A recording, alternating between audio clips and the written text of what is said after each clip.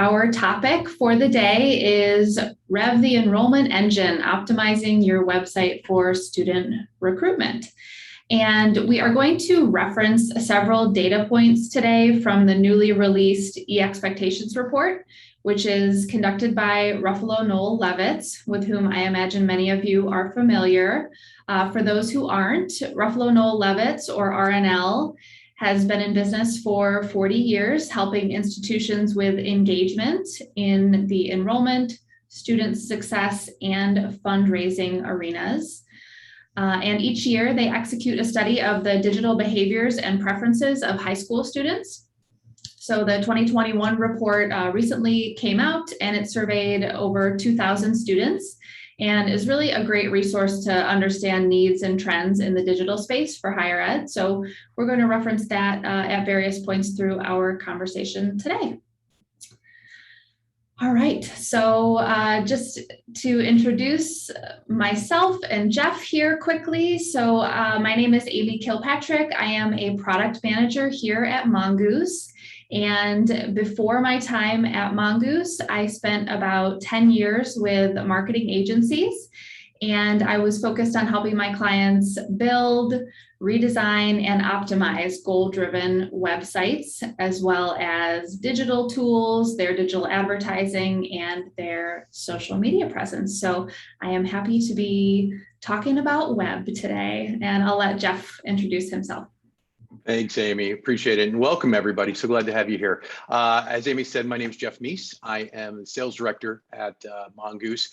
Been with Mongoose for about 3 years now, and prior to that, I spent 25 years on you all's side of the desk in enrollment management, and I oversaw enrollment management at a number of institutions like University of Wisconsin-Milwaukee and Columbia College Chicago. So very, very familiar with some of the communication opportunities and challenges that we're faced with, and very excited to talk a little bit more about what our students are telling us nowadays with regards to the things they want during their search process.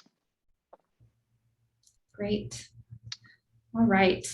And just in the way of housekeeping, we do have the Q&A feature enabled here within the Zoom webinar. So if you have a question, please feel free to pop it into that Q&A. We will keep track of them as we go along. We may answer a few as we go, but if not, we will leave some time at the end and try to get to everyone's questions.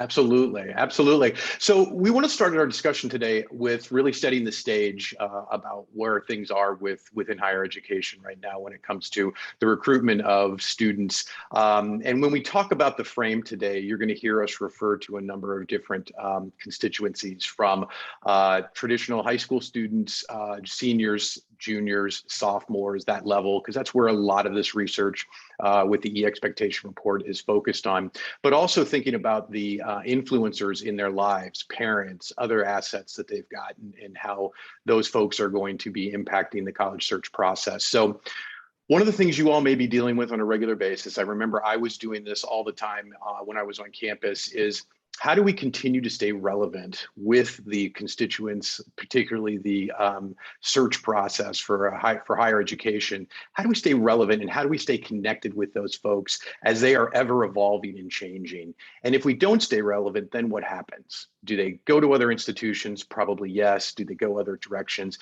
And then what happens to your enrollment?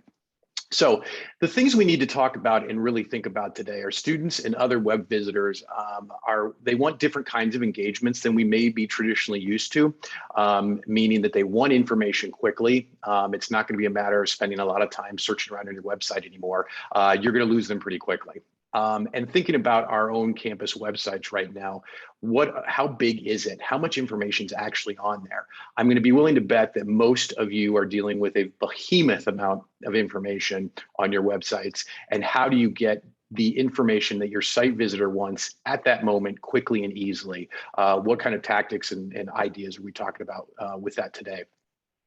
How is your website different? I mean, I think that's another big piece to think about. What differentiates you, not only how they get to you, but also what it looks like and how quickly they can find information.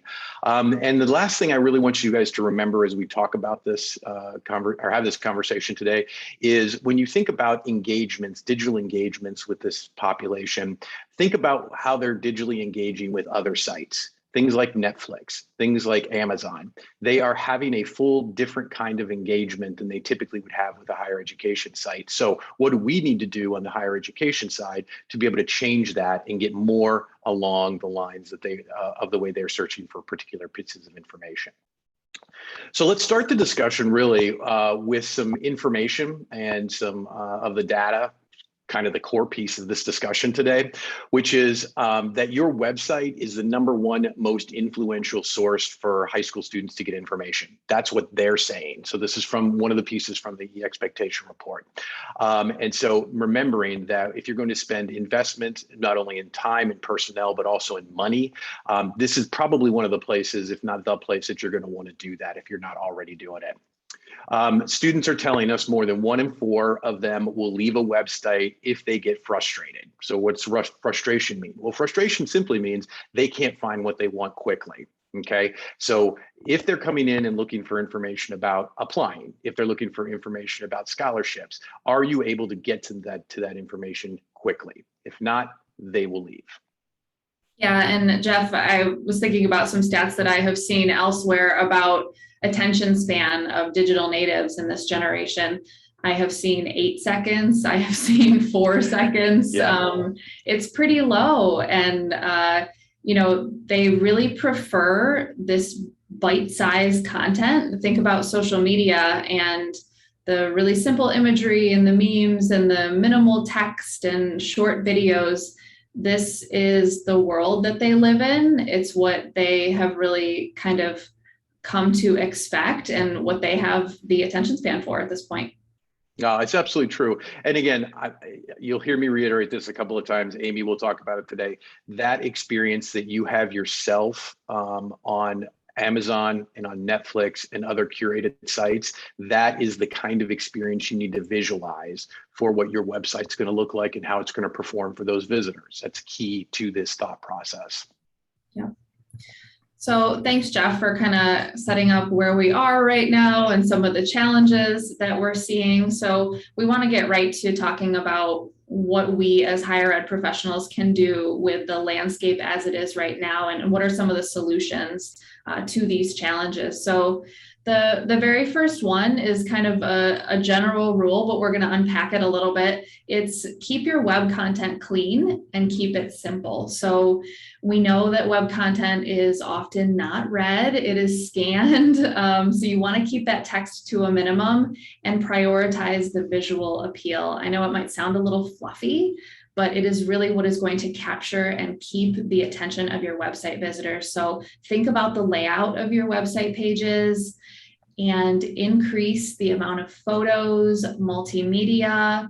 You have to have some text. That's just the reality. But when you need to have text, break it up so that it is easily digestible. And remember that visitors to your website are often coming from digital ads, they're coming from social media. So here they have these experiences that really are that bite-sized content, shorter text, more visual, and then they're coming over to your website. And some websites, it's like a novel they have to read. It's jarring and you're going to lose them. So try to think about their overall experience and make it a little bit more consistent. So when you're thinking about text, bullets, numbered lists, those are your friends. Yeah, and another piece of friendship that you're going to find out there, if you're not already using it, is going to be video. You're going to hear us talk a lot about video today. Where the focus of it, of course, is going to be on the web environment that we're talking. But again, when you think about other types of social media and how students are just absolutely engaging in that on a daily basis, that's the same kind of environment that you want to create on your website as well. So again, our traditional video experiences on websites that we've been doing for years in higher education, of course, have been campus tours and different visualizations of what campus life would look like. I'm going to encourage you today to add another factor or another variable to this, which is going to end up being the regular to-do tasks that you're going to ask students to do. So for example, if you've got a senior that's going to apply, let's have that senior actually get a video on how you go through the application process. It may seem absolutely strange to so many of us that we'd even need to do that because we've not done it that way in the past, but that's where your audience is right now.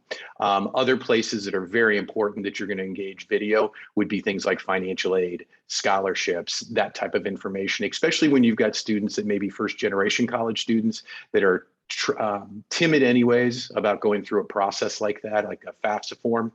You can really help them through that by providing the video content for it as well. But again, as Amy indicated before, the key piece to this is keeping your videos short and to the point. Okay, that's again, just like they would get the kind of content that they would be taking in when they are getting any kind of other social media kind of information.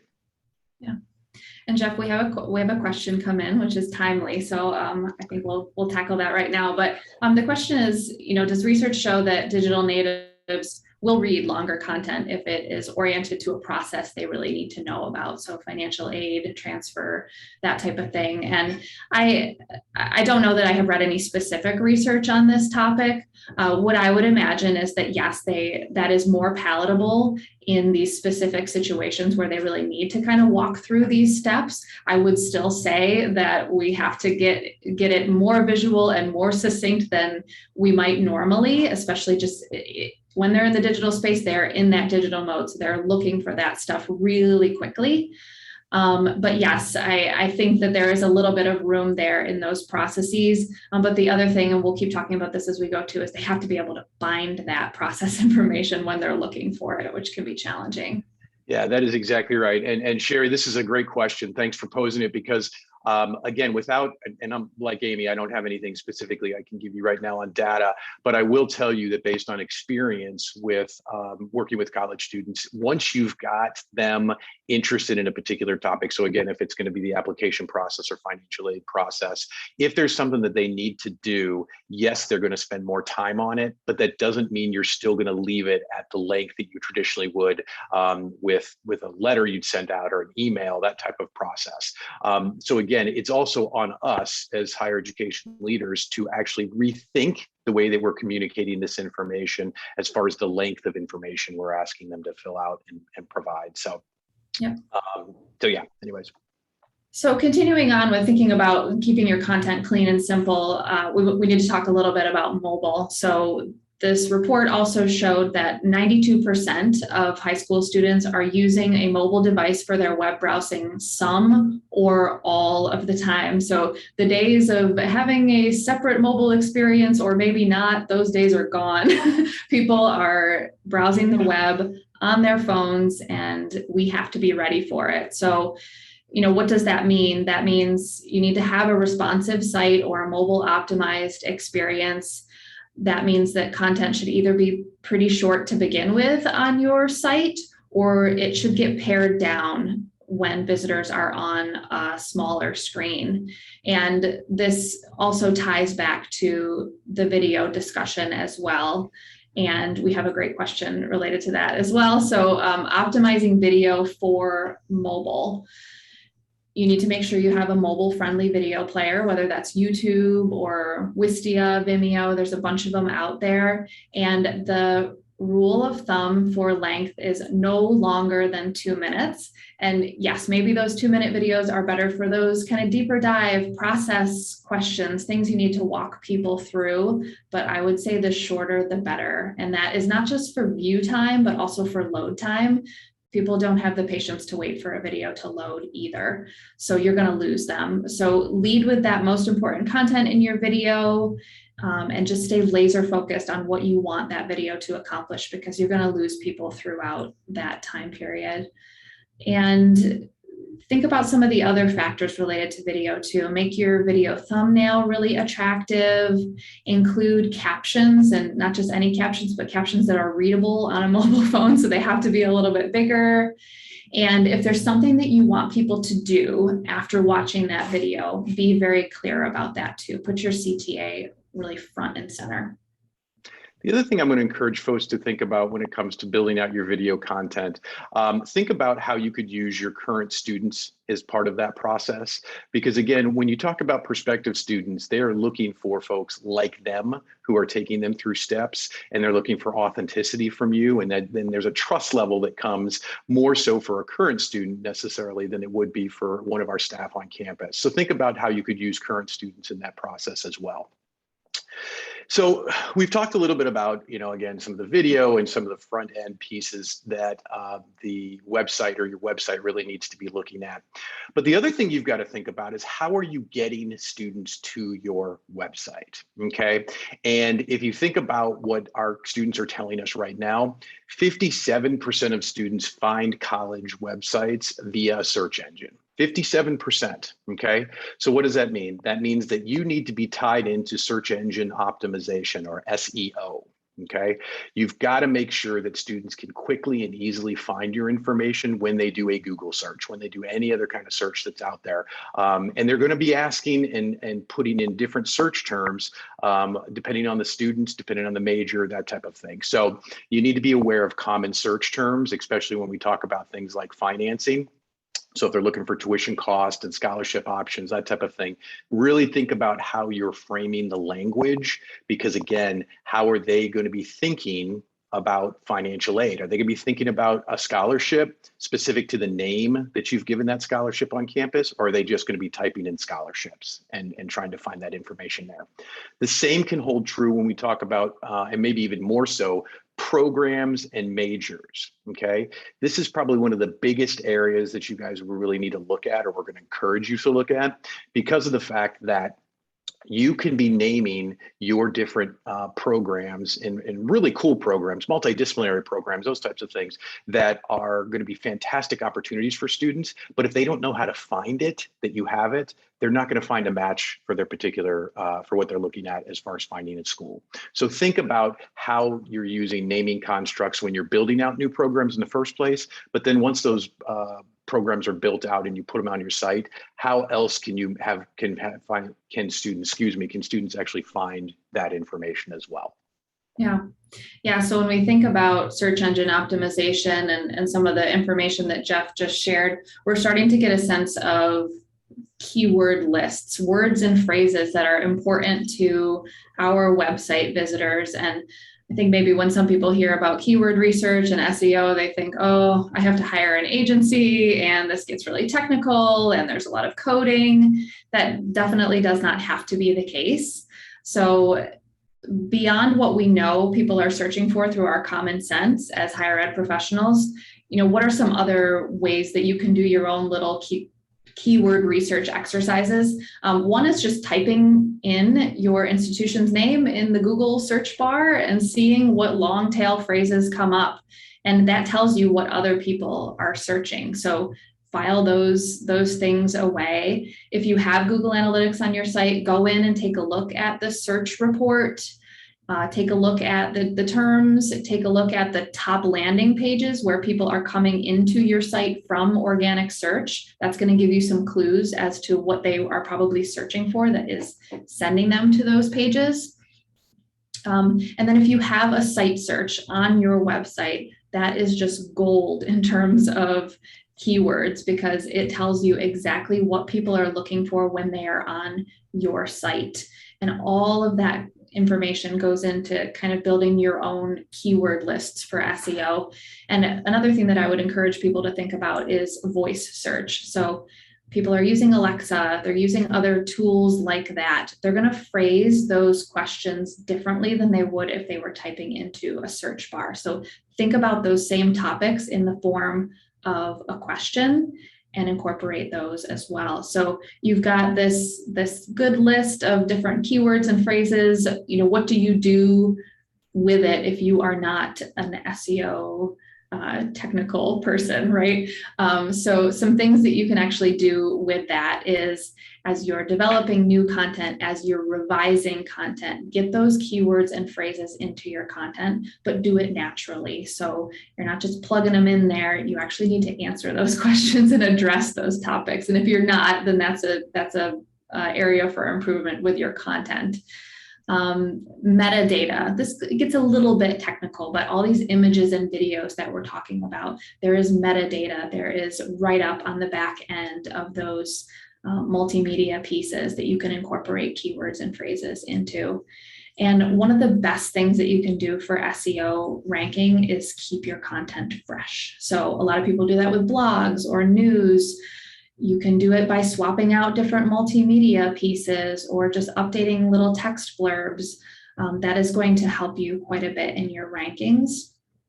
And then last but not least, we talked about prioritizing content. If you can get the things that people are most wanting to search for into your navigation in the words that they use, that is going to really benefit your rankings. It's true. And I just want to tap on to some of that information that Amy was talking about. One of the biggest areas that time and time again people will ask about is how often should videos be updated, or how often should you be putting videos out there on something like a YouTube or whatever. The more the better, again, within the constraints of what you have as far as resources. But the reality ends up being, if you just put one video out there and expect that that's going to keep people engaged with you, that's just not going to happen. So making sure that you keep that content, as Amy talked about, up to date as they're going through the process. And I think Amy's overview there hopefully gave Jessica, we got another question from Jessica about what kind of tools that are out there. I would say, and Amy talked about this a minute ago, if you're going one particular place, it would be Google Analytics would probably be one of the core places to start. What do you think, Amy? Yeah, definitely. I mean, the ones that I gave you are kind of easily accessible to anyone, regardless of your background. Google has a lot of different keyword research tools. Some are paid, some are free, but you don't have to reinvent the wheel. You don't need to get super technical to start kind of getting an idea of some of these keywords. Yeah, and we have one more question here real quick that Amy and I can approach for you guys. What is a good number of new windows being open while being on a website? I know some students have vocalized about too many windows being open, and that can be frustrating as well. I would agree with that. I mean, if you can limit the number of windows that have to be opened at any one point in time, if they're looking at different videos, different opportunities, that's a great thing to do. The other thing, and we'll talk more about that later, is there are tools that are available in which you can have video as part of it. And for example, something like a chatbot where you don't have to open windows. You just literally go in, stay in that particular chat with that bot, and you're able to have your video up and live without opening up more windows on there as well. But let me ask Amy, what's your thoughts on those? Yeah, it's definitely a best practice to kind of keep people focused in one window. And again, as we're talking about how many people are using the web on their mobile phones, there's not a really easy way to switch between tabs and windows like there might be on a desktop browser. So I would seriously limit the number of tabs or windows that you would need as much as possible. Absolutely. That's a great question. So the next part of this that we wanted to talk with you all about has really to do with an understanding of what is it that our students are telling us. Again, what we're seeing with the RNLE expectation report, what are they telling us are the key areas or pieces of information and content that they're looking for? So before we go down this path, we wanted to offer up and wanted to share a poll with you all. And we wanted to get your thoughts on what you think the key is. So if you take a couple seconds here, what are the topics, what topics are prospective students looking for as far as information? And you guys are on it. Oh man, look at that thing fire up, Amy. You can select multiple options. You can, you absolutely can. You absolutely can. Fantastic. We've got a few more minutes here, or I'm sorry, a few more seconds on this as well. But do feel free, again, programs, costs, scholarships, admissions requirements, campus life, graduate outcomes, and others. What are the top ones you all think that are out there? And boy, this is coming up pretty clear, pretty clear. So thanks all for participating. Number one, by a bit would definitely be programs, costs, scholarships are up there as well, and admissions requirements. So well done all, because that's basically what we're seeing as far as what students are telling us as well. So Some key pieces and topics that they're really going to be looking at. Number one really is going to be programs, as you guys looked at in the poll.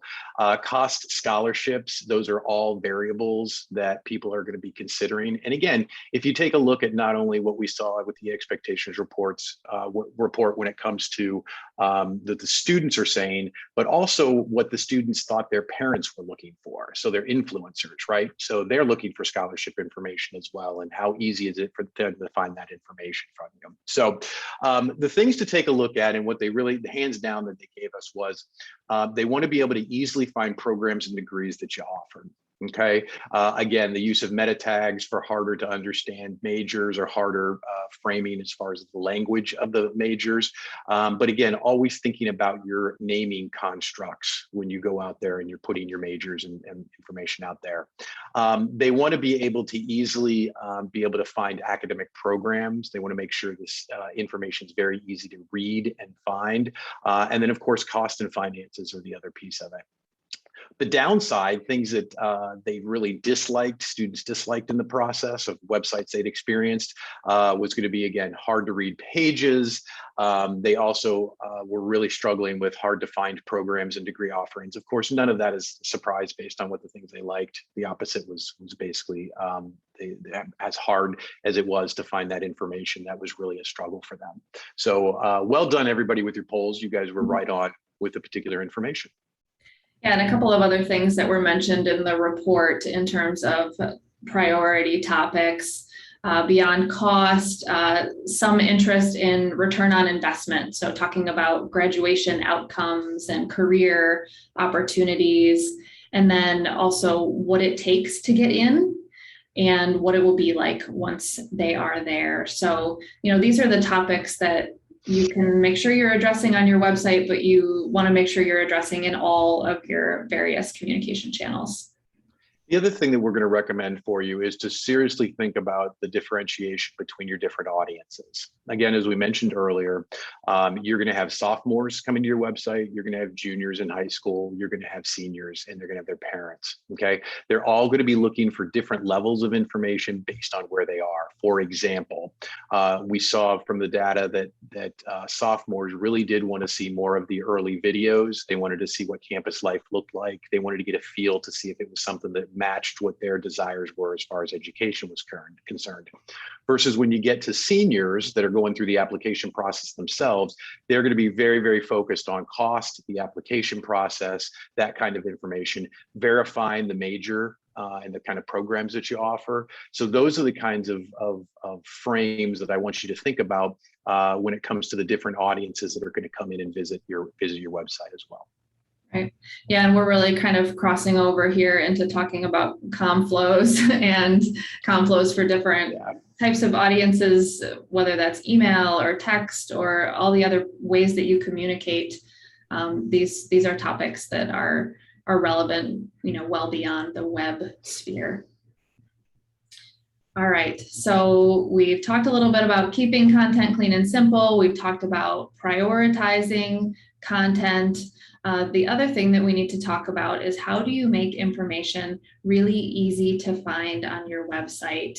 So we've talked a little bit about the complexity of higher ed websites, and that is so true, and it makes sense because there are so many different stakeholders involved in a higher ed website. They each have their own goals and objectives. There is just a wealth of information that is needed by all of these different audiences. So when you put it all together, it can make for some pretty confusing website experiences, especially for students who are doing this for the first time, or, you know, they have these expectations about digital experiences that are just not being met on these websites. So we're going to take another quick poll here and just weigh in a little bit. In your experience, how easy is it for visitors to find content on your website? Be honest.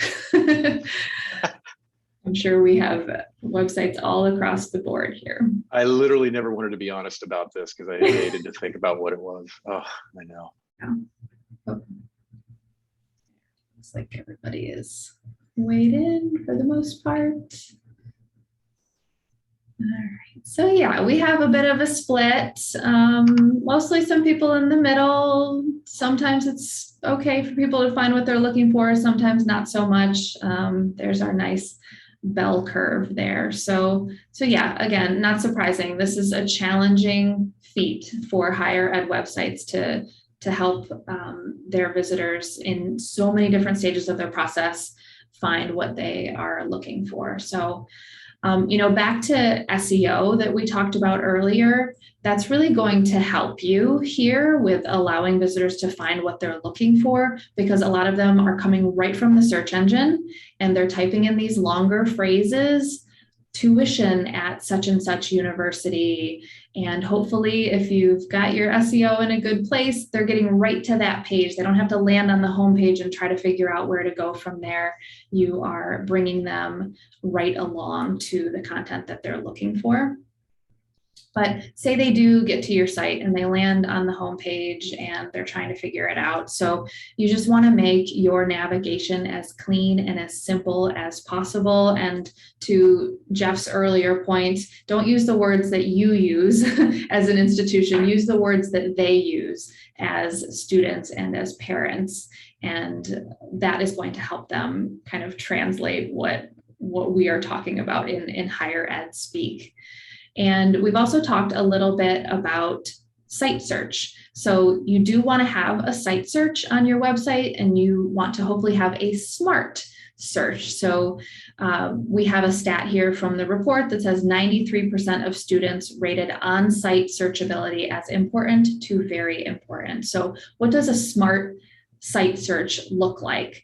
It means that the search box on your website is user-friendly. Pull it up on your phone and see how it is as an experience on mobile. Is it big enough? Can you type in it? Are you fat fingering it? Make sure that it works well on mobile. And the smart part is really the autocomplete, the autocorrect, any filters or facets that you can have them help with their search. Again, that's what they're used to. They're used to being able to type and have some typos and have the technology correct them. So if you can incorporate that into your site search, that is great. And keep an eye on that results page. Make sure the results page is intuitive, that it's helpful. And this data, as we spoke about earlier, is really, really critical to your strategy, your content strategy. So use it, analyze the data, do things with it, let it inform your strategy. That's true. And the next phase or next area that we're going to talk about actually hits on really nicely with the question we just got from an attendee. Any advice for smaller institutions, for example, community colleges that might not have full-time staff to take care of the website? What are some of the first things that they should work on fixing? And we'll talk about that at the end of our discussion today as far as immediate takeaways and quick wins you could do with this process. But one of the options that you have available to you is this next area that we wanted to talk about, which is the emergence of chatbots onto the scene when it comes to websites within higher education. Chatbots and chatbot technology and functionality has been around for quite a while, seen more in the business to business or B2B area than you would typically see in higher education, but it's really starting to take a much greater hold within higher education now.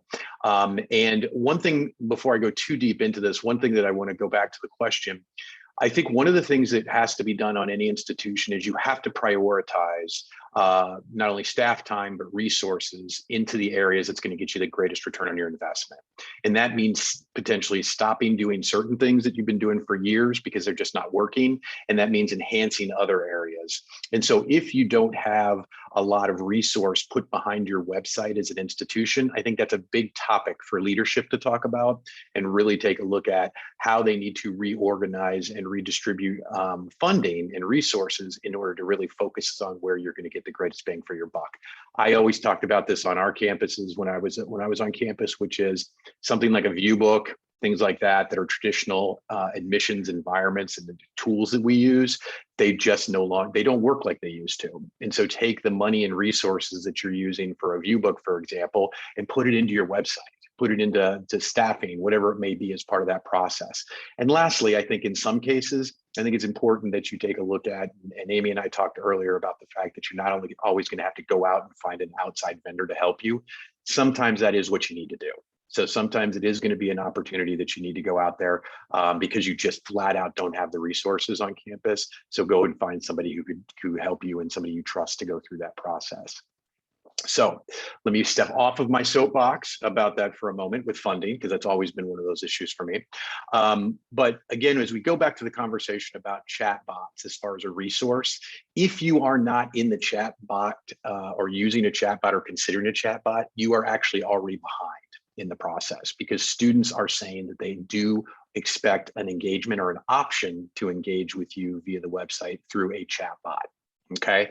And it's something that, again, part of the reason that we use chatbots or they're available is because it provides 24/7 resources and services on your website that you don't always get, because if it's just all staff-based, staff don't work 24/7. So it gives you that opportunity to be able to go in and have full functioning engagement with site visitors throughout the day, 24/7, especially if you're recruiting internationally and you've got different time zones you're dealing with, the whole bit. That's all important.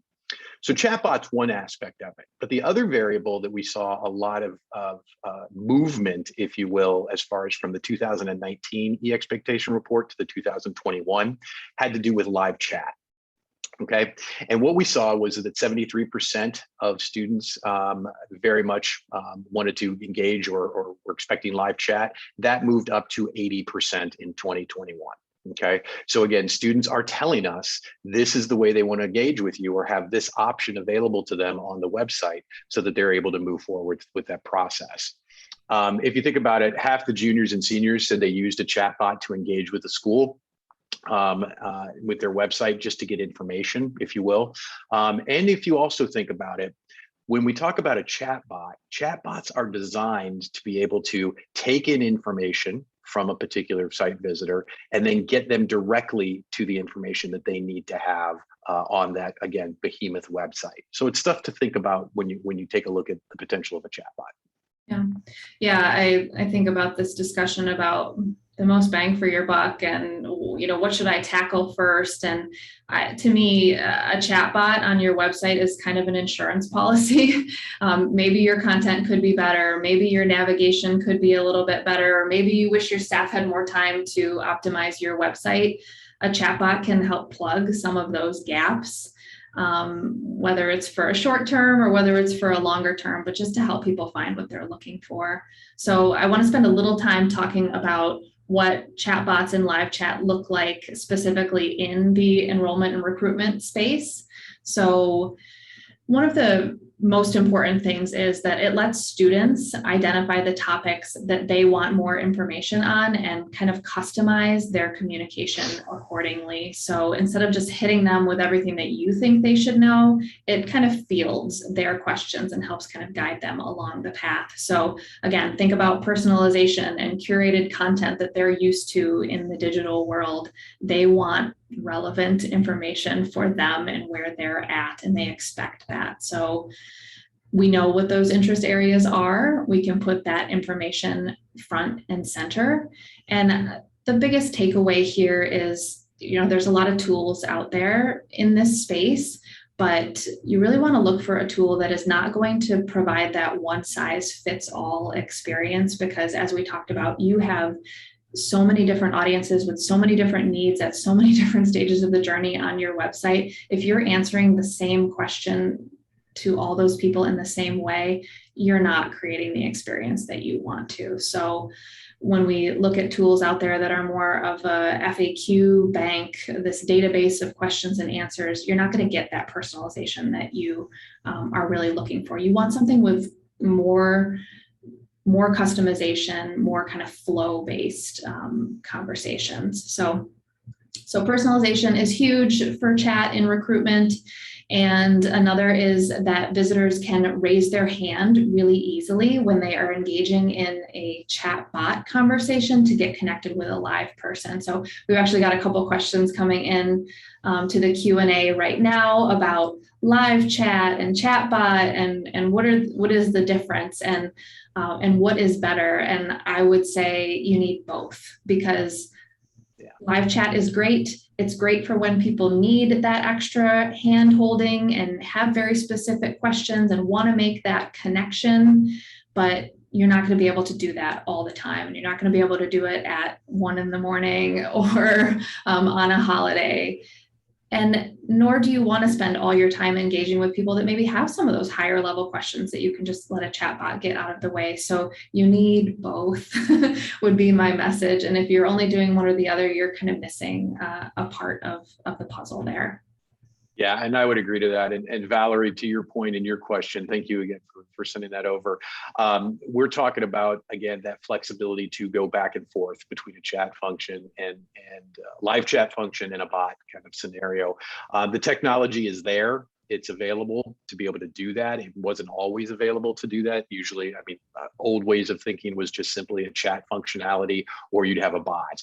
Well, now when you bring those two together, it really does offer, as Amy just indicated, that flexibility to your site visitor to engage the way they want to, keep them interested in that process. So again, thank you guys for your questions. Yeah. And another thing that makes me think of really is when we think about turning the web channel, that really has been kind of a broadcast, like here's what we got for you, take it or leave it, into a two-way communication channel. I also think about forms and the RFI form, especially, such an important thing for most enrollment professionals, but it's just not getting the play that it has in the past. These people are not interested in filling out forms anymore. They're not going to take the time to do it. They don't know what they're going to get for it. They want an answer right now. That's the experience that they're used to. They are willing to share their info. That's not the problem. It's just the way that we are trying to capture it. And so a lot of folks out there are using their chat tools to collect information about prospective students as well, name, email, opt-in for further communications. So that is really great in terms of identifying those stealth chatters, those stealth applicants. They might not want to fill out the form on your terms. They want to do it on their terms. And so that can be really, really powerful.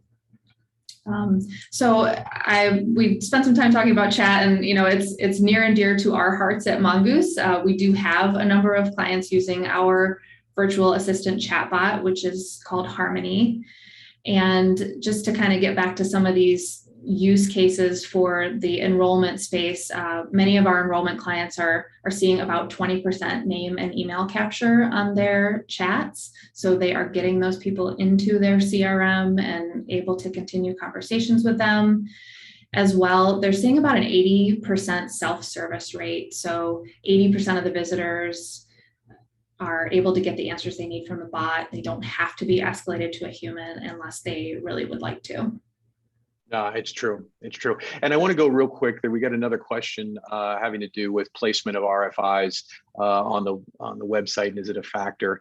Again, if you've got a bot option to collect information from prospective students, and you have a stagnant form RFI that we're very traditionally accommodated or familiar with, you can literally have those things anywhere as long as students can get to the information that they need. This is why we're really talking about this bot functionality different than the RFI, because that bot can be sitting on any part of your site that you want it to be on.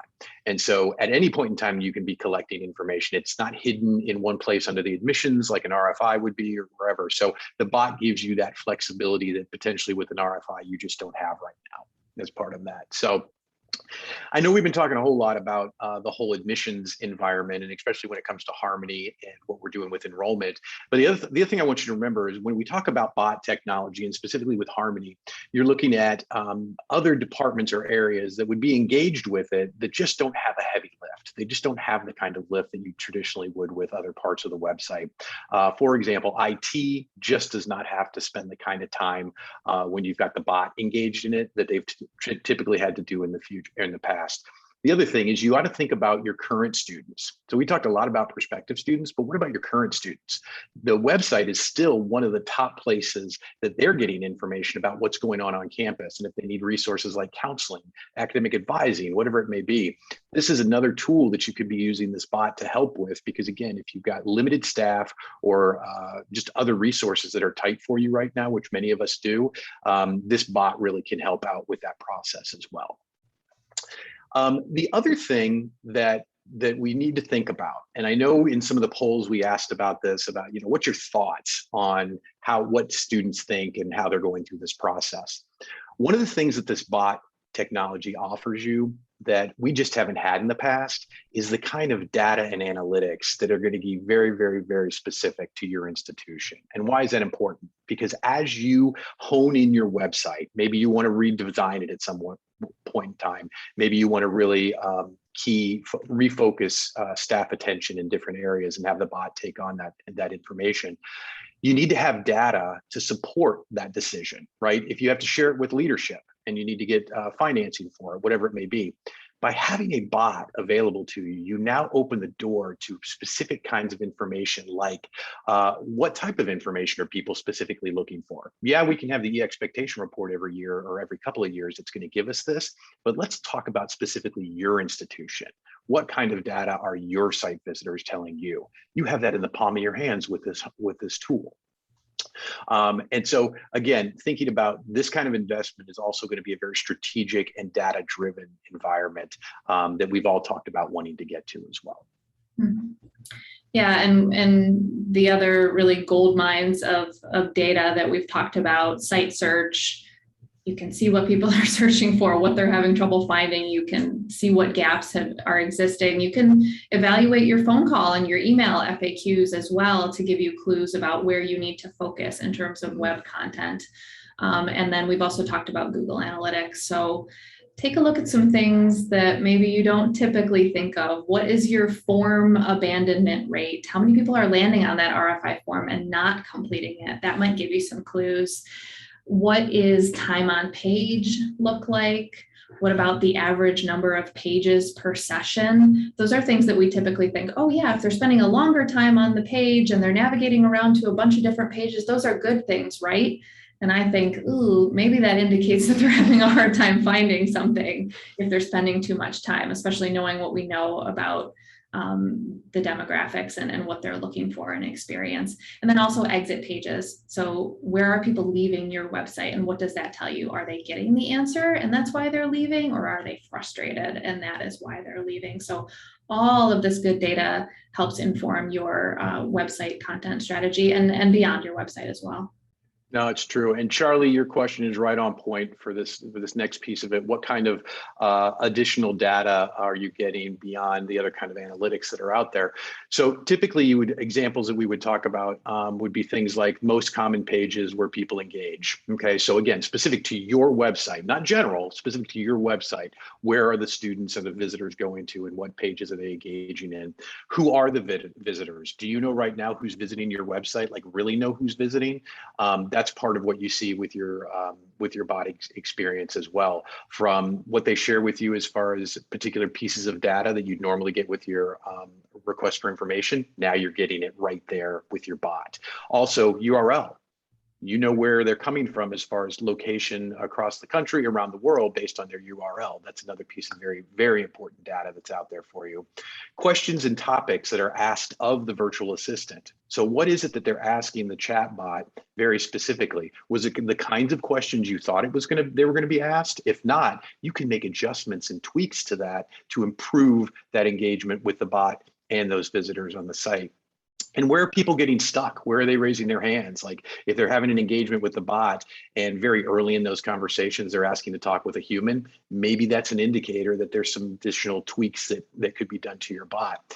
But again, the point of all of this is it's not a stagnant process. So whenever you talk about, especially with Harmony, when you're talking about a bot build, our team is actually there working consistently to improve it. It doesn't just get done and let sit on your website. It's about an improvement based on the statistics and the analytics that are coming through as well. Yeah. I think I would just add on to that the depth of information that you can get from bot analytics is really unique. And I think we would all be surprised what people are comfortable asking of the bot and talking to the bot about. You know, this is the life that they live in. So you get some insights that you probably didn't expect, but are really useful because people enjoy engaging with bot. It is absolutely true. Absolutely true. So let's talk a little bit about what we can do right now in this process. And what does that look like as far as next steps? I know that was one of our questions earlier today. For institutions investing in site design, make navigation, search, branding, and chat priorities. Again, this is really all about your where you are right now and what processes you're going through when it comes to your site, your website. What are you doing right now to continue to improve it? And I'll let Amy touch a little bit more on that as well. Yeah. So, you know, if you're in the middle of a site redesign, all of this is great. But what if you're not in the middle of a site redesign and you just want to make some quick fixes and improvements? So this is what we've kind of gathered for you in terms of what we think some quick wins are. So as you're creating new content, great. Remember all these principles that we talked about today, but your content right now, slim it down a little bit. Just slim down the text, try to pare it down. You can do it. I know you can. And increase the image size. That seems like a little thing, but it helps people digest and helps with the visual appeal. You can work on prioritizing your content. You know, something is based on your research or what we've talked about today, a little bit more important, bump it up, make it a nav item if you have that power to do that. Incorporate video. We all have videos out there. Maybe you think, oh, this is just something we use on social. It's not good enough for the web. It's good enough for the web. It really is. It's what people want. It's what they're used to. It doesn't have to be highly produced. They don't want it to be highly produced. They want it to be authentic and real. So use it, recycle it, get more legs out of the video that you have. Keep your content fresh. Doesn't have to be anything major. Just make little tweaks here and there to refresh it, and the search engines are going to recognize that. That's true. And then the other piece we really want you to think about is, again, investigating chatbots. This could be a short-term or a long-term kind of investigation for you as you go through it. But this chatbot technology is here to stay. And it, again, as we talked about, is in fact a desired engagement for your site visitors. And again, it doesn't matter what population or group, whether they're high school students looking to engage and get more information, or whether it's their parents or other kind of influencers that are tied in there as well. And then lastly, investigate site search options. Okay, so what other options or what kind of information? We talked a little bit about that today, about ways that you can get yourself better on there. We talked about SEO, that type of information, but site search options are another key piece to it. Yeah.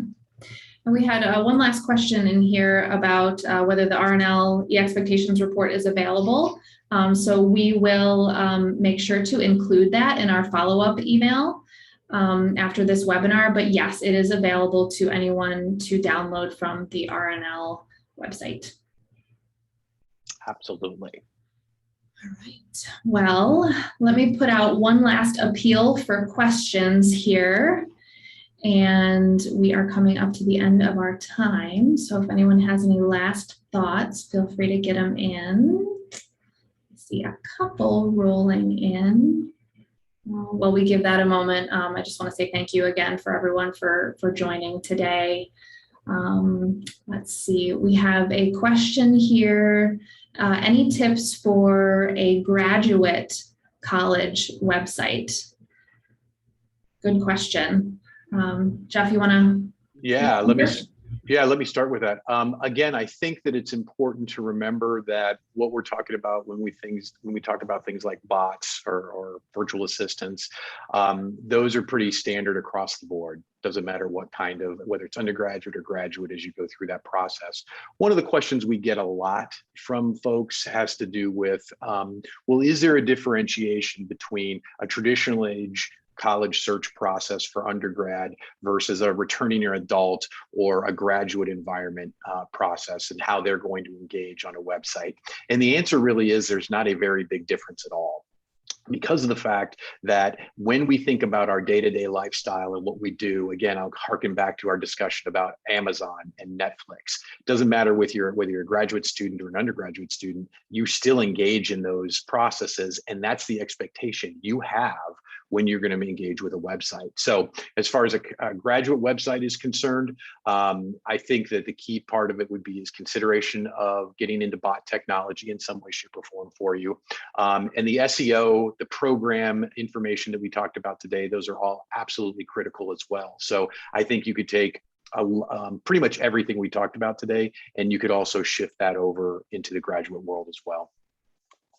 Yeah, I would echo that. And also Tim had a question about transfer students. So I think that the topics are probably different, right? And you're going to want to do some work on making sure that you know what those topics are that are important for those different audiences, grad, transfer, international, all of that. But the principles apply and the expectations really do apply with what people think of for digital experiences today.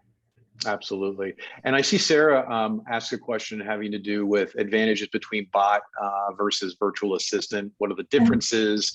And the reality is most of it is our vernacular, because what it is a chatbot traditionally is in fact that bot that you see on the site.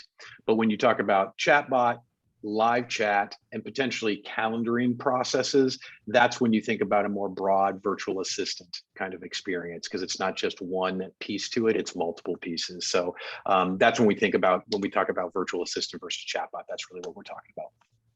Yeah, I would agree. So a more traditional chatbot tends to be that kind of FAQ experience that I described a little bit earlier. There's a bank of questions and answers on the back end. It just kind of queries it.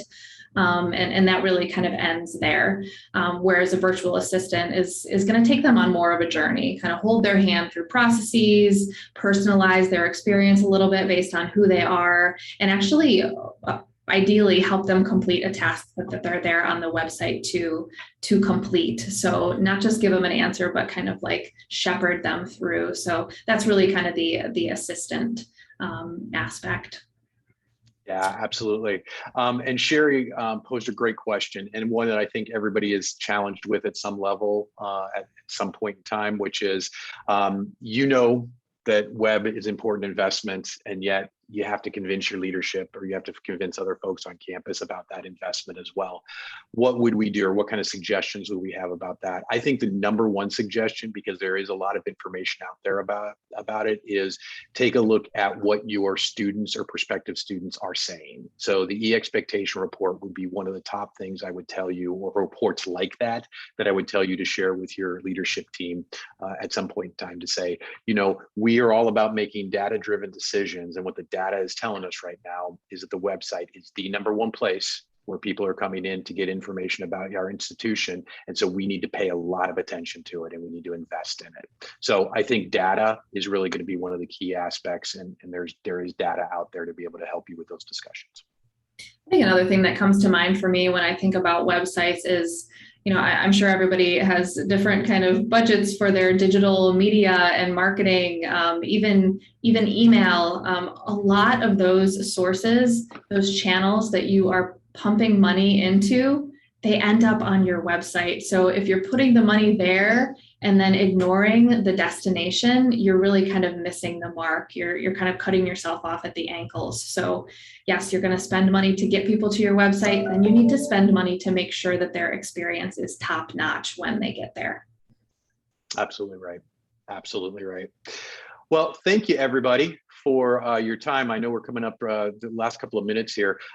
If you want more information, or if you want to connect with us, we encourage you to connect with us online, and we'll show that to you in just a second. But we've got one last poll that we're going to put up there for you. And this again is, would you like to know more about Mongoose and Harmony? So we can be in touch with you in that process as well. So thank you again for everything. And again, you can also connect with us on LinkedIn, and we'll share that information with you as well here momentarily, so that you can find us there as well. You also find us at mongooseresearch.com. is another place, very quick and easy to get a hold of us. But I think I speak for Amy. If you have some follow-up questions from this, best way to do it is really hit us on LinkedIn. Happy to chat with you and talk a little bit more about what kind of opportunities you've got when it comes to your website, opportunities with your website, and where things can go in the future. Would love to hear from you guys. Thanks again for your time, and best of luck to each of you. And have a great day. Thanks, everybody.